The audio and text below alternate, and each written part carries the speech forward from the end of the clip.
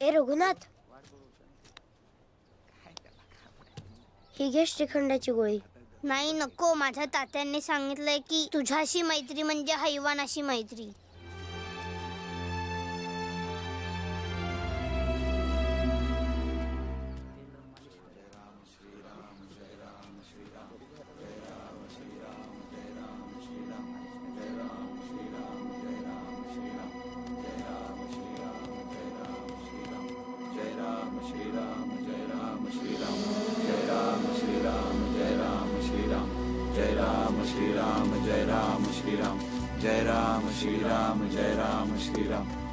अरे रांडेच्या, तुझ्या बापानं खाल्लं माझ्या बायकोला. अरे सुरशा, सोड त्याला, सोड. अरे लहान पोरगा आहे तो. याच्या बापानं अख्ख्या गावाचं जिना हराम केलंय. हे पण त्याचंच रक्त आहे. मोठा झाल्यावर हा पण तसाच वागणार आहे. अरे सोड त्याला, तो काळ भैरव बघतोय. चल चल तू शांत राहा. चल रानू. जय राम श्रीराम, जय राम श्रीराम, जय राम श्रीराम, जय राम श्रीराम, जय राम श्रीराम.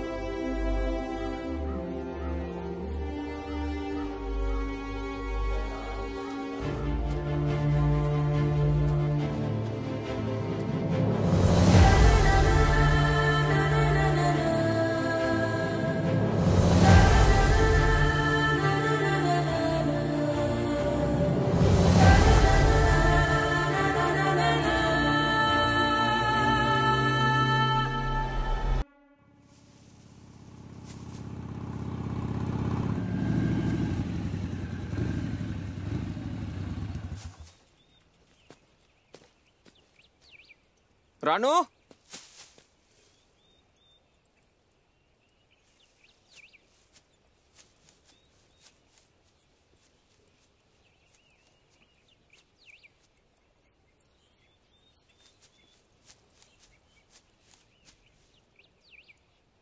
मारुती मंदिरामागची 1 एकर जागा राहून तुझ्या नावावर केली आहे. जे झालं ते तर आपण बदलू शकत नाही, पण त्याच्या परिणे तो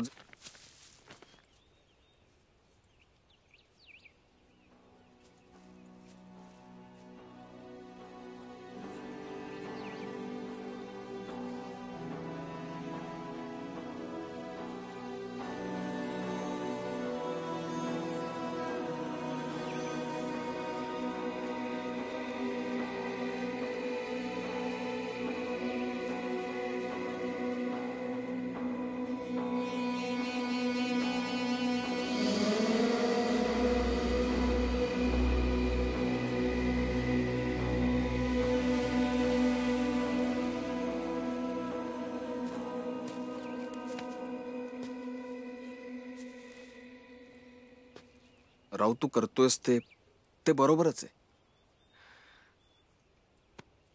फक्त यांचे चेहरे पाहिले ना की ते खरंच बरोबर आहे की नाही काही कळत नाही रे.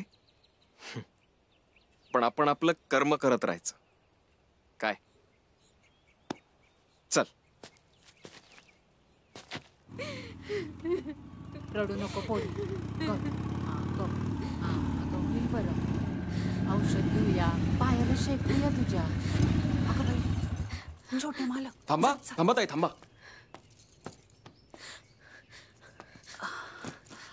अरे बापरे. बघू, अहो या गावात मी एकटाच वैद्य आहे. हा इलाज करायला नको का तुमचा? मावशी सांग त्यांना. वय अगं पोरी, बघू दे त्यांना. बघा ना, नवऱ्यानं मारलं तिला. रोज तो मारतो आणि रोज ती सहन करते. बेवडा आहे, दारू पिऊन येतो आणि मारतो. आज मी नसते ना तर जीव घेतला असता पोरीचा. ठीक आहे, मी एक मलम लिहून देतो. तो दिवसातून 2 वेळा लावायचा. किती? 2 वेळा. आणि जखमेला पाणी द्यायचं नाही. सरदेशमुखांशी नाव जोडलं गेलंय तुमचं.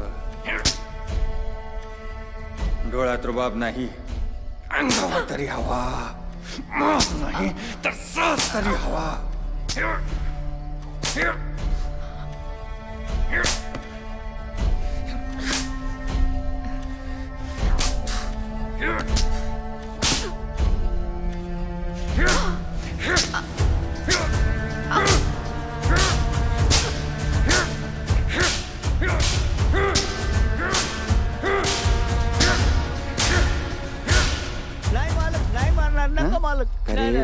मालक, उचलशील नको पुन्हा मालक, बायकोवर हात नको हात खाली मालक, नको, हात खाली कर मालक. हात खाली नाही नाही खाली मालक, कर नाही. नका, हात नका, खाली मालक, कर नाही तर नाही. अजून पुन्हा नाही मारेल. बायकोला मारणार. मारशील पुन्हा नको, नको. नाही नाही खाली मालक, कर. नाही, पुन्हा राहू. नाही करणार. राहू अरे नाही, नाही करणार. अरे सोड त्याला राहू मरेल तो. साला बाई माणसावर हात उचलतोय.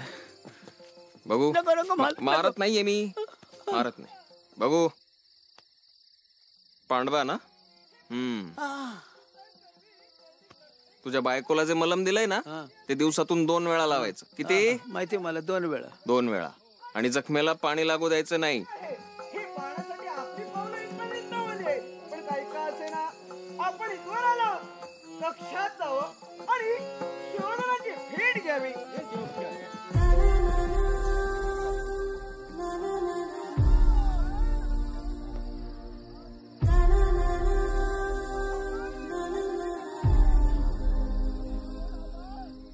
या या काशीकर तुम्ही म्हणताय पण मला अजूनही हे मुळीच पटत नाही. अहो मलाही पटत नाहीये हो, पण दामले मास्तर म्हणालेत ना म्हणून. आणि काहीच दिवस हो तोपर्यंत मी दुसरी जागा शोधतोच आहे. आणि मी तुम्हाला म्हणालोय ना मी तुम्हाला दुसरी जागा शोधून देणार म्हणजे देणार. लिहून घ्या. हा ठीक आहे. हा या मध्ये या इकडून. या सावकाश. या या वाड्यात ही वरची खोली तुमची आहे. आता तुमचा यायचा जायचा रस्ता रोजचा हा जिना असेल. बर मध्ये यांना जागा दाखव. जा जा जा बर. हा घे.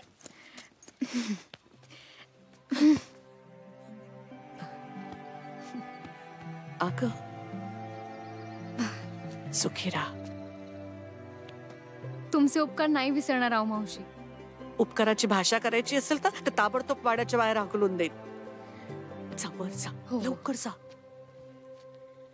आलेच. जा. या. चला. या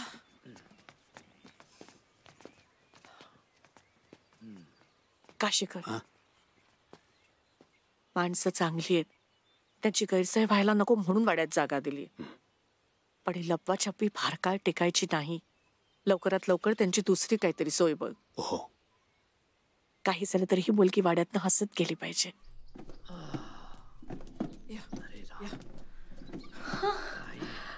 अय्या काय छान आहे हो ही खोली. म्हणजे आपल्या शाळेतला वर्ग पण चांगलाच होता पण ही खोली तर खूपच सुंदर आहे. अजून एक महत्वाचं सांगायचं राहूनच गेलं. ती मारुतीच्या देवळाजवळची 40 गुंठ्याची जागा छोट्या मालकांनी राणूला दिली. अहो हे असं ह्याला त्याला जागा देत राहिले तर उद्या त्यांनाच डोकं ठेवायला जागा शिल्लक राहणार नाही. त्याची काळजी तू करू नकोस. तू यांच्या जागेचं बघ. हो राहूला कळलं ना तर तुला डोकं ठेवायला जागा उडणार नाही हे लक्षात ठेव. जा. हो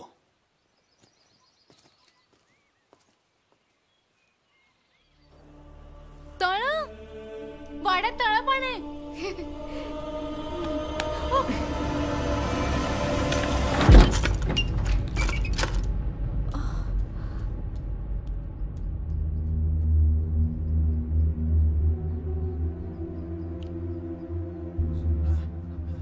निक तू असं काही होणार नाही. चल कामाला लाग.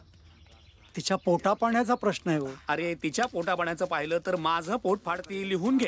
पण एकदा विचारून तर बघा. अरे बाबा का माझ्या जीवावर उठलास तू. निक म्हंटल ना मी. निक. अरे अरे अरे अरे अशी सुपारी असली पाहिजे. मालक तू तुला निघायला सांगितलं ना. नाही होणार सांगितलं ना. नाही होणार. चल कामाला लाग. चल बोल. मालक ती सरस्वती आहे. आपल्याकडे परशुराम होता ना त्याची बायको. गेल्या महिन्यात परशुराम कावळीनं गेला तेव्हापासून तिच्याकडे पैसेच नाहीत. कुणीतरी दिलं तर भाकर तुकडा खाते नाहीतर उपाशीच राहते. तुम्ही कामावर ठेवलं तर जगल बिचारी. एक लेकरू पण आहे तिच्या पदरात. अहो मी सांगितलं त्याला आपल्या कंपनीत बायकांना काम करायला परवानगी नाही तरी आलाय तोंडवर करून. ए बाबा चल कामाला लाग. चल काम कर. चल चल चल निक.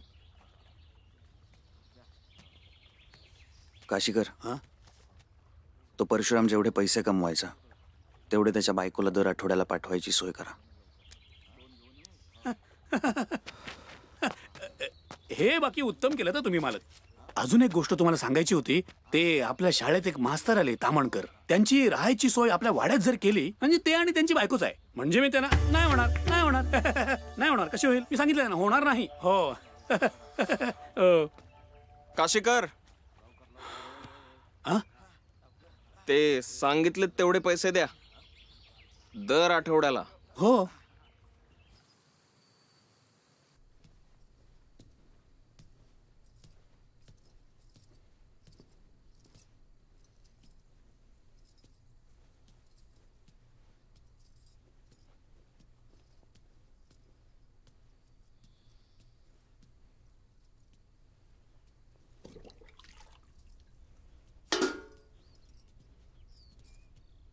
काय हवंय?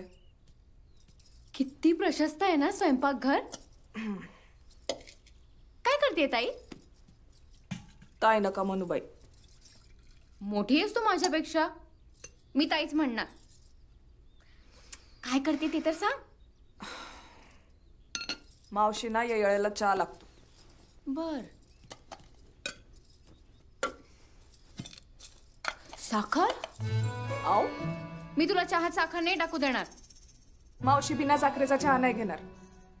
अनुगा चहात साखर नाही टाकली तर मला ओरडा बसेल. द्या इकडे. बर कर तू. उद्या जर मावशीनं काही झालं, ते आजारी पडलं तर मी सरळ सांगेन. मी मथीताईला रोखत होते पण तिने काही माझं ऐकलं नाही. मग ते विचारतील तुला की काय टाकायचीस तू चहात. साखर. साखर विष आहे, म्हणजे तू ठरवून मावशीना विष दे. नाही.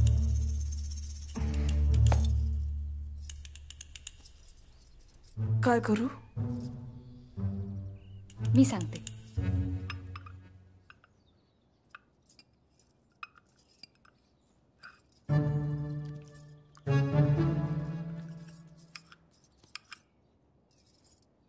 काय ग, घाबरलीस का अशी? नाही. विष नाही ना घातलीस चहात? नाही नाही, मी नाही घातलं ना ताई.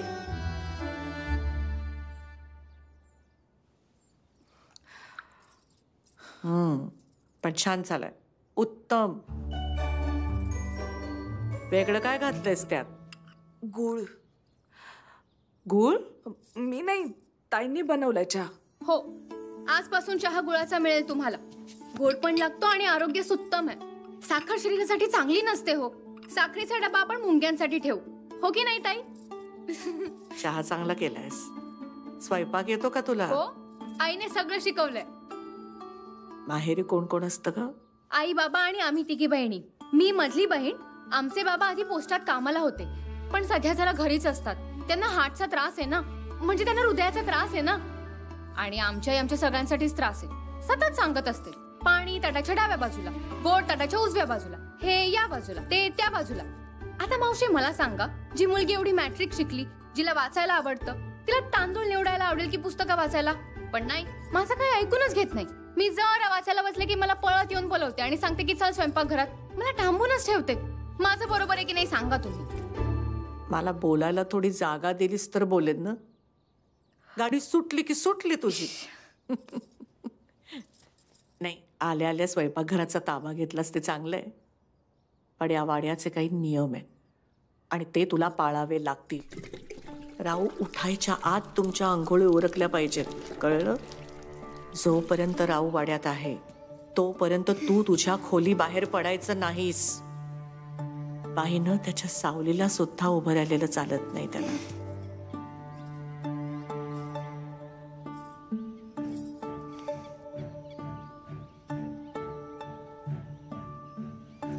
एकदा का त्याची फटफटी वाड्याबाहेर गेली की मग तू तुझ्या खोलीतून बाहेर पडू शकतेस. पण म्हणून उगाच वाड्यात इकडे तिकडे हुंदडायचं नाही. आणि काहीही झालं तरी तळीवर जायचं नाही. का जायचं नाही?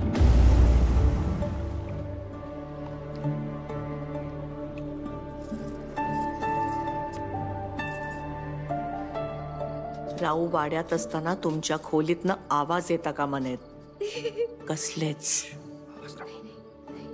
आणि हो, बाई, एक वेळ वाड्यात कुठेही गेलीस तरी चालेल, पण राऊच्या खोलीत पाऊल टाकायचं नाही.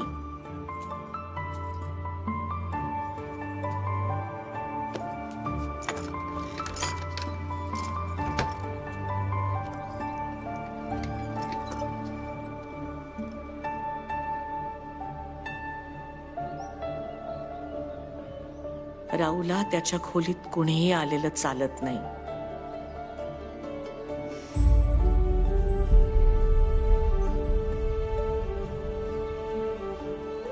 त्याच्या कुठल्याही वस्तूला हात लावलेला त्याला खपत नाही.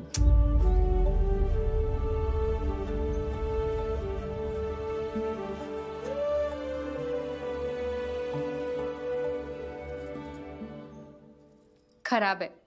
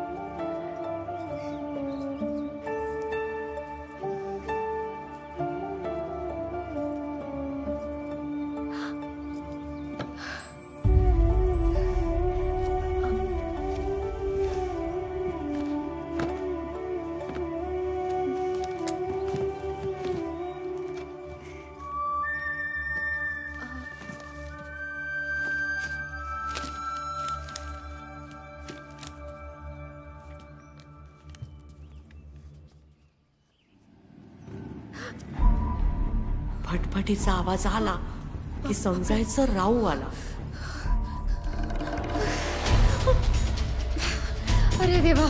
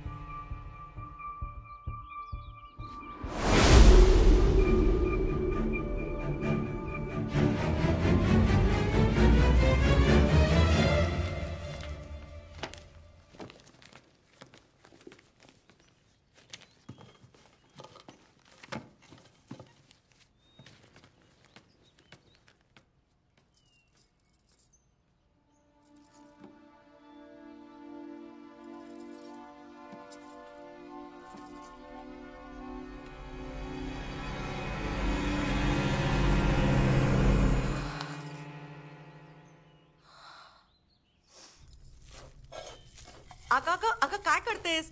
भाजीत आमटीत ज्यात त्यात गुळ घालायची गरज नाही. गरज आहे. तिखट आणि झणझणीत खाणं या वेळेला चांगलं नाही. अगं तू काही ऐकायची नाहीस. तुला काय झालं हसायला? माथे, किती वर्षांनी तुला असं मनमोकळं हसताना पाहिलं. अगं हसत जा अशी नेहमी. आणि आज इथे जेवून जाऊ, गुळ घातलेली आमटी खाऊन जा.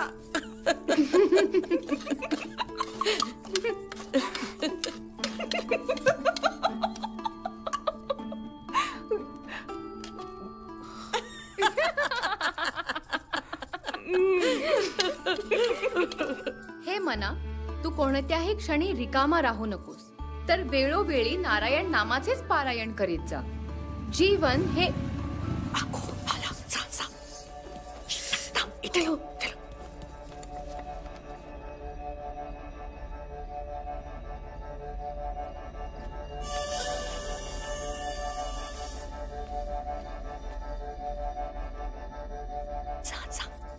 चल इथे.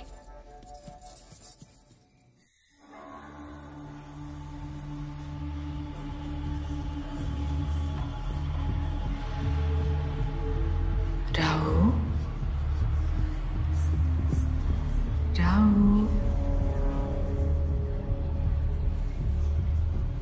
ये राहू राहू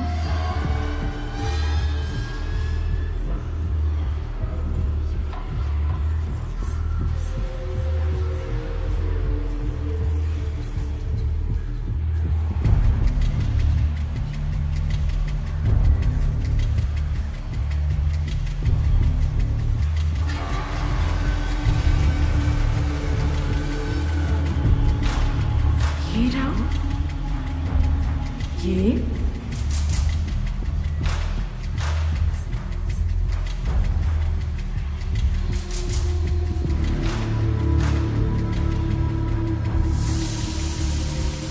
राहू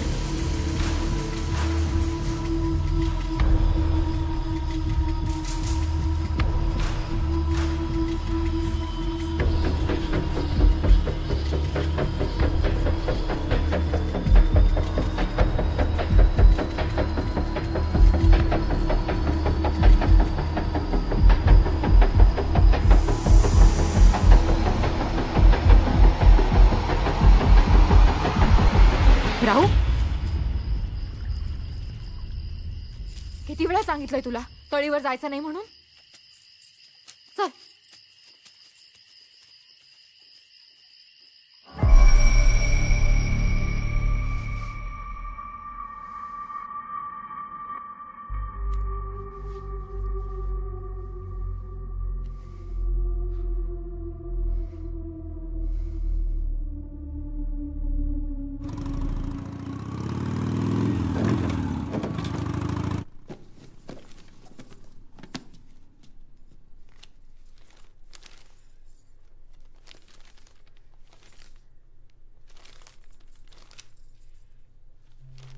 मावळतीला आलेला सूर्य आणि समोर अफाट पसरलेला अथांग समुद्र.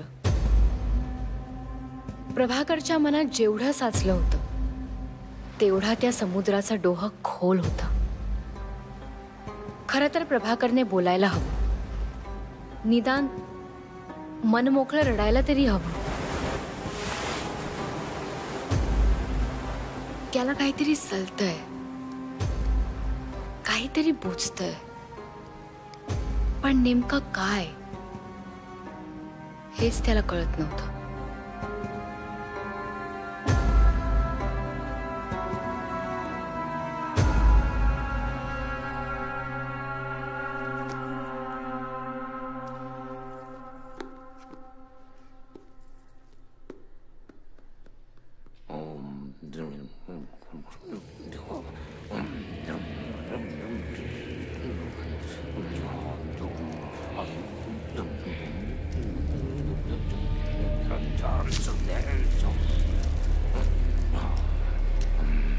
बाबा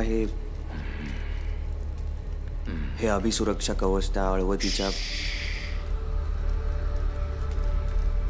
तिचं नाव घेऊ नकोस. तिचं लक्ष आहे तुझ्यावर. म्हणून तर दर अमावस्येला तुम्हाला भेटायला येतो. हे घे चल.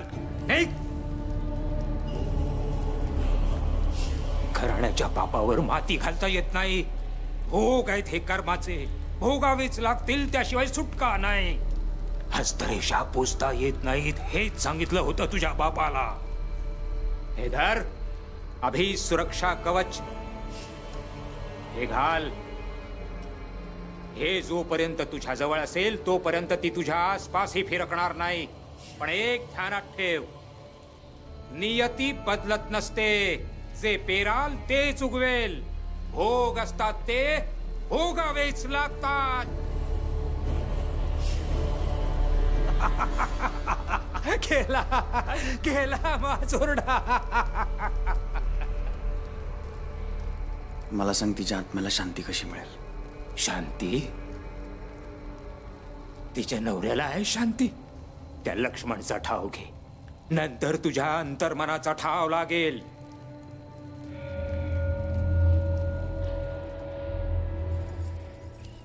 तुला पाहिलं ना की मला माझ्या ताईची आठवण येते. ताई? माझी मोठी बहीण लक्ष्मी. त्या बघा छोट्या मालकांच्या आईसाहेब.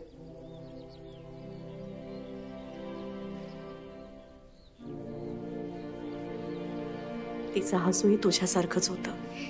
नानासाहेब वाड्यात नसले की ती अशीच मन मोकळी हसायची.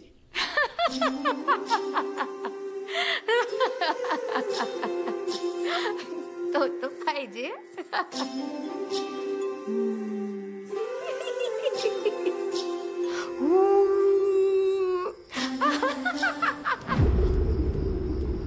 आणि गाड्या धुराळा उडवीत हजर झाल्या की मग परत वाड्याचा तुरुंग होऊन जायचं.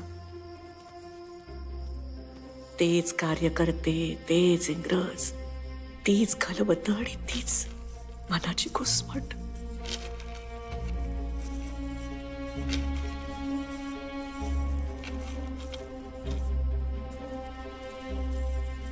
नंतर नंतर तर ती तिचं हसू सुद्धा विसरून गेली.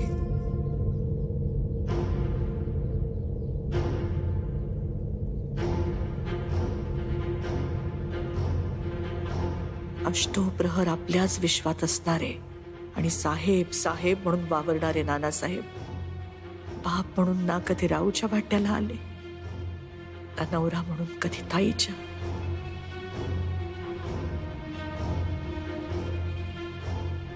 खूप त्रास सहन केला ना त्यांनी.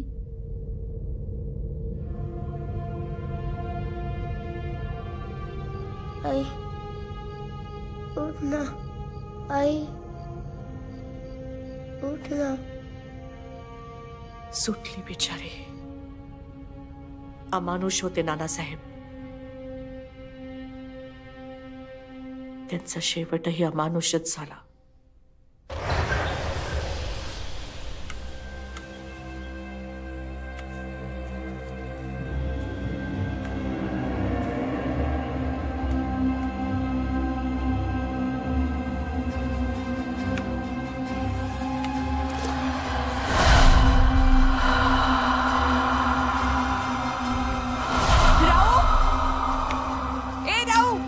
कशाला आलायस इथे? किती वेळा सांगितलं तळेवर यायचं नाही म्हणून. अरे थांब.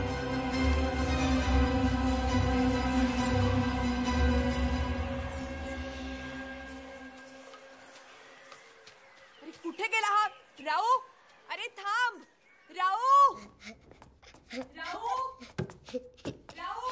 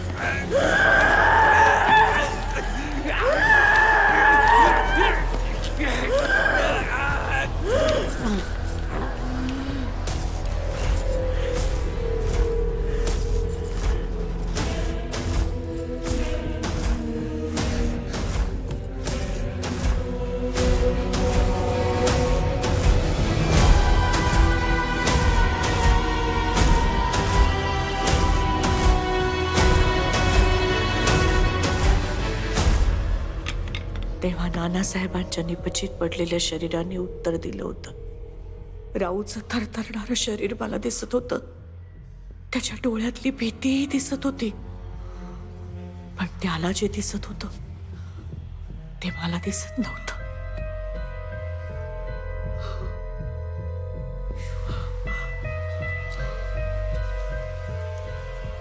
आणि तेव्हा मला कळलं की ती फक्त सरदेशमुखांनाच दिसते.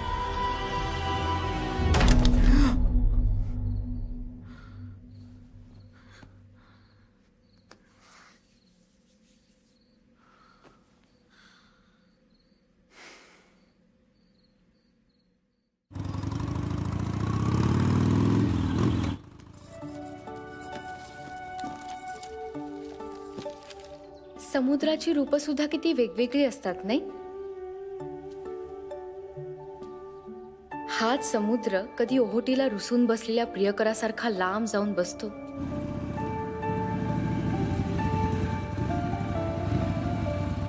तर कधी भरतीला शत्रूच्या सैन्यावर धावून जाणाऱ्या एका विजयी शूरवीरासारखा भासतो.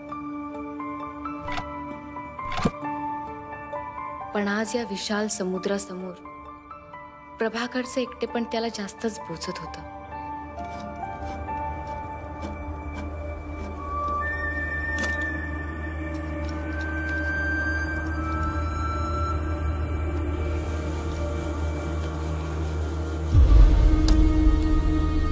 ज्या हातात कोणाचाच हात नाही त्या हाताचा उपयोग तरी काय.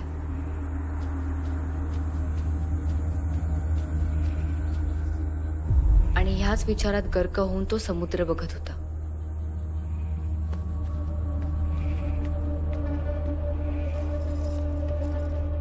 प्रभाकरची तंद्री भग्न पावली ती कोणाच्या तरी आवाजानेच.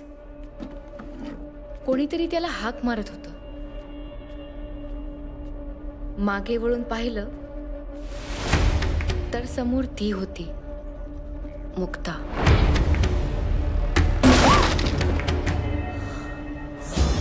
कोण होते?